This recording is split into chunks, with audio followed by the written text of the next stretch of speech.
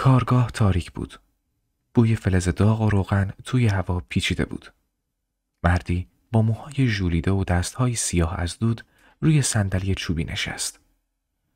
جلوی چشمش هزاران تکه شیشه و سیم و کاغذ پخش بود. نور چراغ گاز روی چهرهش می‌لرزید. مثل امیدی که هنوز زنده بود. همکارش خسته و ناامید بهش گفت: ادیسون، بازم شکست خوردیم نه؟ این 1000مین بار بود. ادیسون لبخند زد و گفت: نه، من فقط 1000 راه پیدا کردم که جواب نمیدن. حالا فقط کافیه که اون راهی رو پیدا کنم که جواب میده.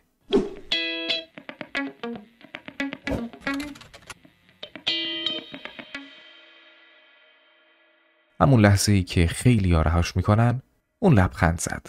نه از روی لجبازی، نه از روی غرور، بلکه از ایمان. ایمان به این که ادامه دادن خودش نوعی بردنه.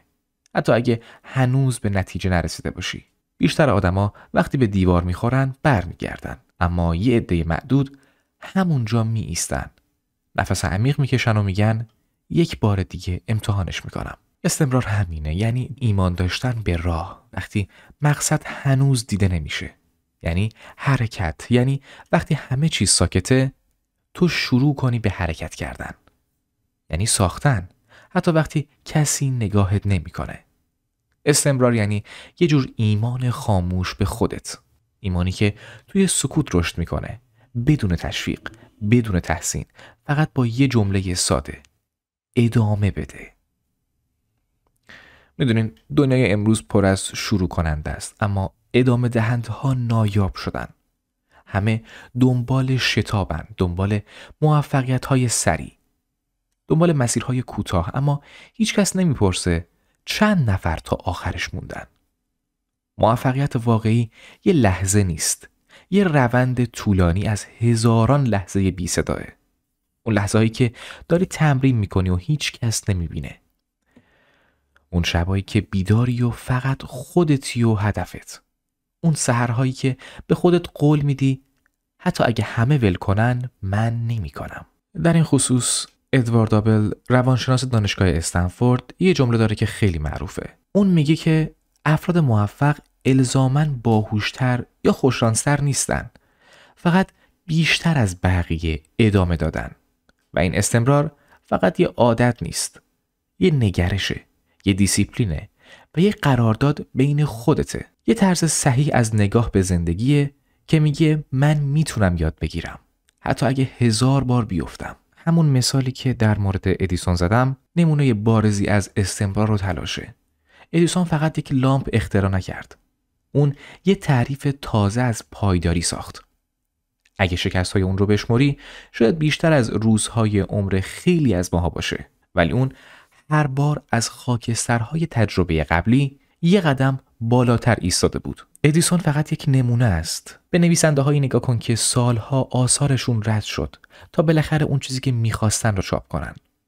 به موسیقیدان هایی که 1000 بار تمرین کردن تا یه قطعه درست رو بتونن اجرا کنن. به ورزشکارایی که هر روز با درد بیدار میشن ولی باز سر تمرینشون با استمرار میدن. هیچ کدومشون استعداد خارق‌العاده‌ای نداشتن. اونا فقط ول نکردن. تصمیم گرفتن که به خودشون ایمان داشته باشن و تا لحظه آخر پی هدفشون رو بگیرن. استمرار یعنی نوشتن وقتی هیچ کس نوشته هاتو نمیخونه. یعنی تمرین کردن وقتی که پیشرفتی نمیبینی. یعنی لبخند زدن وقتی درونت خسته است. یعنی موندن وقتی راحت ترین کار دنیا رفتنه. استمرار صدای قهرمانیه که کسی تشویقش نمیکنه. صدای یه روح مقاوم که یاد گرفته خودش برای خودش دست بزنه. اون صدای درونیه که میگه من هنوز اینجام، هنوز دارم ادامه میدم. میدونی چی قشنگتر از رسیدن به موفقیت؟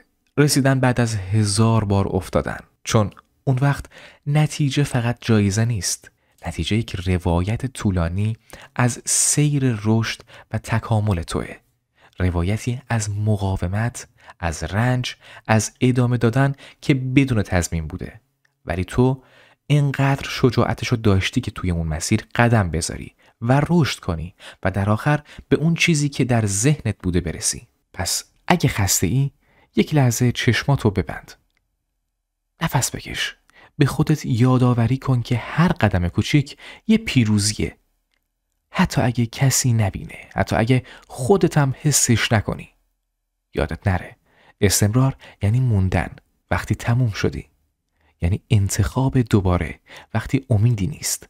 و در نهایت استمرار سکوت قهرمان هاست. مرسی که تا پایان پادکست روحنواز اپیزود 15 همراه من بودید. این پادکست کوتاه با هدف رشد و محوریت توسعه فردی پیش میره. تو این پادکست چیزهایی رو میگیم که شاید خیلی ساده به نظر برسن، اما نیازه که گاهی اوقات یه نفر اونها رو بهمون یادآوری کنه.